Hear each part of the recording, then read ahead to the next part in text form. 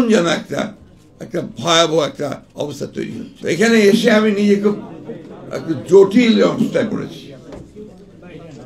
জটিল অবস্থায় পড়েছি মানে এখানে অনেক তাত্ত্বিক আলোচনা হচ্ছে, অনেক গভীরের আলোচনা হচ্ছে, যার সঙ্গে আমি খুব বেশি পরিচিত নই।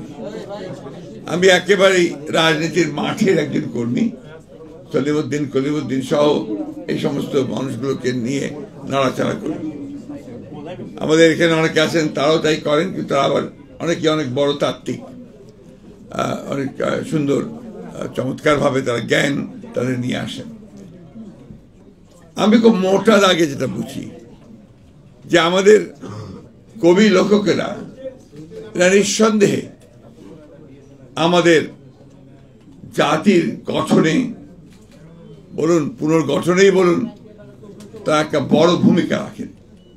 এটা আমরা দেখেছি, সেই আমাদের ছাত্র সময় থেকে দেখেছি, আপনার মুক্তিযুদ্ধের পূর্বে দেখেছি, মুক্তিযুদ্ধের সময় দেখেছি, পরবর্তীকালেও দেখেছি।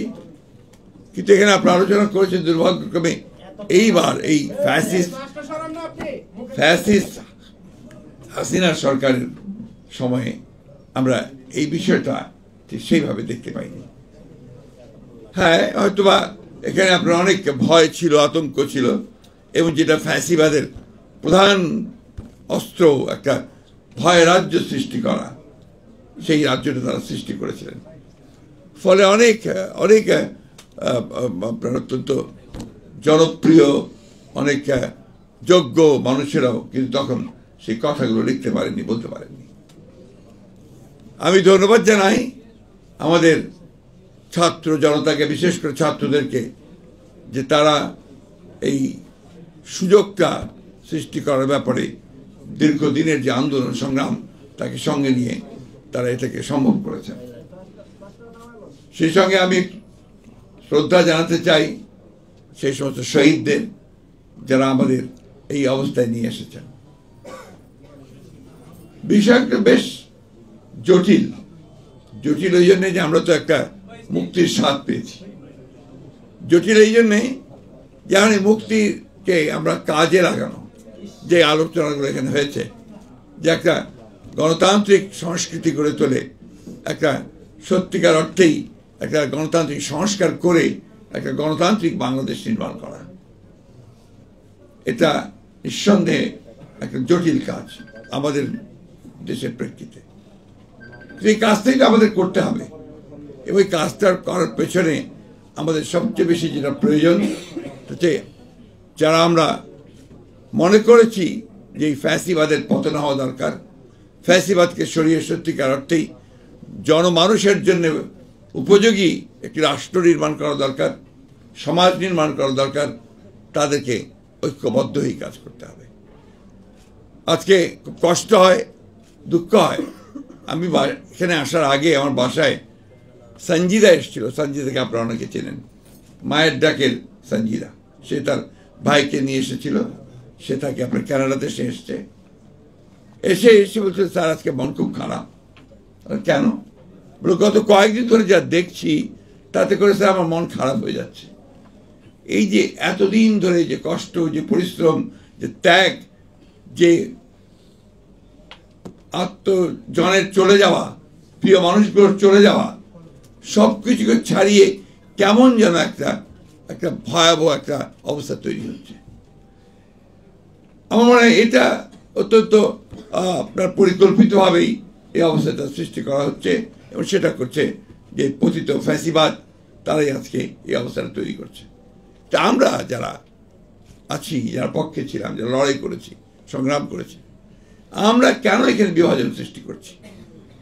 আজকে বিভিন্ন জায়গায় বিভিন্ন কথা শুনলে রীতিমতো ভয় হয় যে আজকে আমরা এই সময় এখনই এটাকে আমরা পুরো আন্দোলনকে একটা ভিন্ন দিকে নেওয়ার চেষ্টা করছি।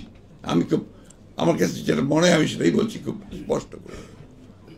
আমাদের তো লক্ষ্য এখন একটাই হওয়া উচিত, সেই লক্ষ্যটা হচ্ছে আমরা একটা সত্যিকার অর্থে একটা গণতান্ত্রিক রাষ্ট্র নির্মাণের জন্যে যে সংস্কারগুলো প্রয়োজন, সেই সংস্কারগুলো ন্যূনতম করে আমরা একটা সেই ধরনের একটা রাষ্ট্র গঠন করার জন্য একটা নির্বাচন করে একটা পার্লামেন্টে যাই।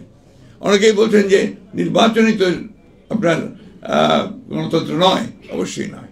কিন্তু তার জন্য তো আপনাকে একটা প্রক্রিয়া লাগবে। সেই প্রক্রিয়ার মধ্যে যদি আমরা না যাই তাতে আমরা সেই জায়গায় পৌঁছতে পারবো না। আমরা এই জন্যই, আমি খুব মোটা দাগে যেটা বুঝি সেই কথাটা বলছি, যে আমাদের মনে হয় যে আমাদের সকলেরই এখন যেটা উচিত যে অনৈক্য সৃষ্টি না করে ঐক্যের মধ্য থেকে আমরা যে সুযোগটা সামনে পেয়েছি সেই সুযোগটাকে কাজে লাগিয়ে অন্তত আমরা কিছুটা হলেও সামনে এগিয়ে যাই। আজকে খুব দুর্ভাগ্য যে 53 বছর হয়ে গেছে, আমরা এখন পর্যন্ত একটা পিসফুল ট্রান্সফার অফ পাওয়ার এটাই আমরা করতে পারিনি। আমরা সবসময় যুদ্ধ করছি, লড়াই করছি, নিজেদেরকে ভাইয়ে ভাইয়ে রক্ত ঝরাচ্ছি, কিন্তু আমরা ওই পথে যাওয়ার জন্য কেউ সেইভাবে চেষ্টা করছি না। ফ্যাসিবাদ পরাজিত হয়েছে, ফ্যাসিবাদ যে কোনো সময় আবার ফিরে আসতে পারে, কারণ আমরা সেই রাস্তা যেন তৈরি করে না দিই। আজকে আমরা দুর্ভাগ্যজনকভাবে এমন কতগুলো কাজ করছি যে কাজগুলোর মধ্যে দিয়ে কিন্তু ফ্যাসিবাদের ফিরে আসার সম্ভাবনা অনেক বেড়ে গেছে। আমি তাই অনুরোধ করব, আজকে এখানে যেহেতু আমরা লেখক সবাই উপস্থিত আছেন, কবিরা উপস্থিত আছেন, সাহিত্যিকেরা উপস্থিত আছেন, আমি মনে করি যে আপনাদের এখন দায়িত্ব অনেক বেড়েছে। আগে পারেননি তাই বলে এখন পারবেন না, এটার কোনো অর্থ নেই। এখন আপনারা জনগণকে সঠিকভাবে তাদেরকে উদ্বুদ্ধ করুন, অনুপ্রাণিত করুন, এবং যে পথে আমরা যেতে চাই সেই পথে যেন এগিয়ে যেতে পারি।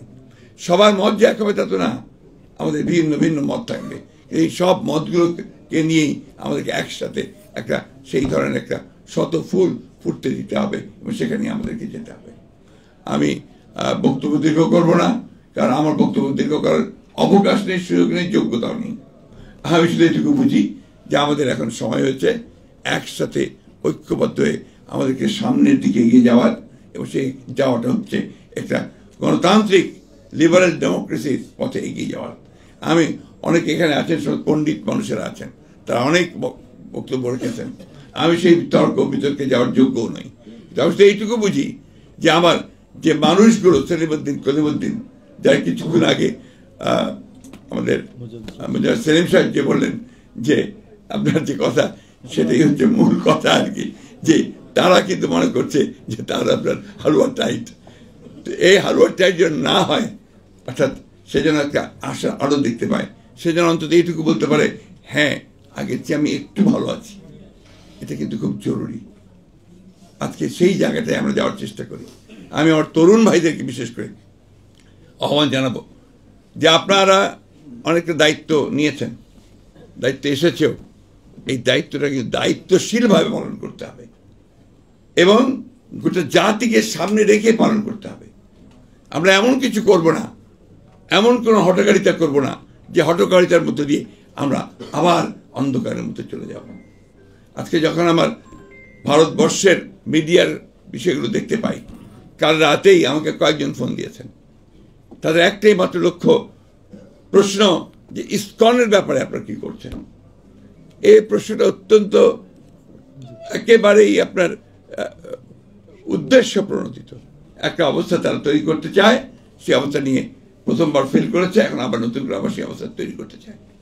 এটা আমাদেরকে সজাগ থাকতে হবে।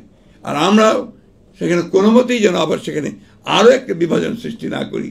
এখন যেটা এই মুহূর্তে যেটা প্রয়োজন, সবাইকে শান্ত থেকে বিষয়গুলোকে অনুধাবন করে আমাদের ধীরে ধীরে এগিয়ে যাওয়া এবং সবাইকে সঙ্গে নিয়ে সামনের দিকে আগানো। এছাড়া আর কোনো পথ আছে বলে আমি অন্তত মনে করি না। মেবি আই এম রং, কিন্তু এটাই হচ্ছে আমার একমাত্র চিন্তা যে আমাদের অনলি থিং আমাদের পক্ষে এখন সম্ভব। আসুন আমরা সবাই একটা লক্ষ্যেই এগিয়ে যাই, সেটা আমরা একটা গণতান্ত্রিক সমাজ, একটা গণতান্ত্রিক রাষ্ট্র আমরা নির্মাণ করি। আপনাদের আজকে আমাকে এখানে আমন্ত্রণ জানিয়ে আপনাদের সামনে দুটো কথা বলার সুযোগ দেওয়ার জন্য আমি অত্যন্ত গর্বিত বোধ করছি। আবারও বলছি, এই পরিসরে বক্তব্য রাখার মতো যোগ্যতা আমার ছিল বলে আমি মনে করি না। ধন্যবাদ। আসসালামু আলাইকুম।